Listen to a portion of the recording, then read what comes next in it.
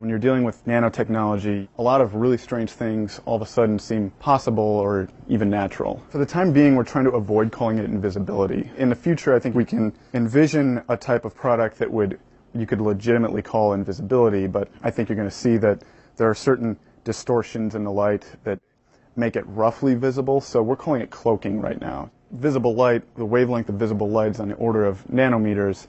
Nanoparticles are on the right scale to sort of interact with that and manipulate it. In principle, it's actually possible to get an object that will guide light around itself.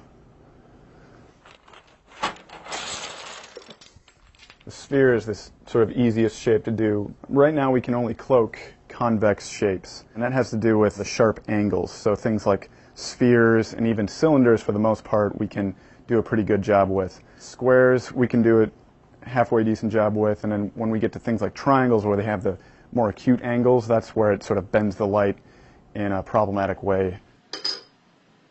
A lot of other research groups have tried to build three-dimensional structures that can do this sort of light guiding, but working with nanoparticles, we prefer to use self-assembly. And in turn, we prefer to use liquids because as the liquid dries, the particles can come together in a particular way.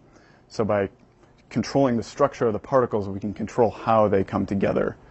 Go ahead.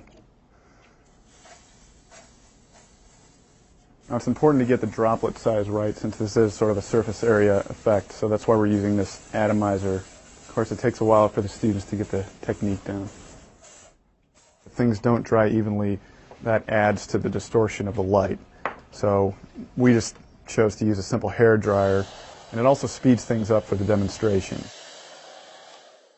So what future uses do we envision for this paint? I mean, of course, beyond the general novelty of being able to move about undetected, I think there are going to be a lot of applications for this. So, of course, the military is very involved. Invisible buildings and invisible vehicles. We provide new ideas, and it's society that decides, how new technologies will be used. Because, of course, we envision this being used on the skin. We want everything to be safe. If this stuff gets onto the wrong hands, reverse engineered by people who wish to do harm. I mean, it sounds like a movie or something, but that's the kind of thing I think that keeps me up at night a little bit. Well, basically, the words would be too great to say teleportation, but in a way, the broken key has disappeared from the current location and it showed up in a different ion chamber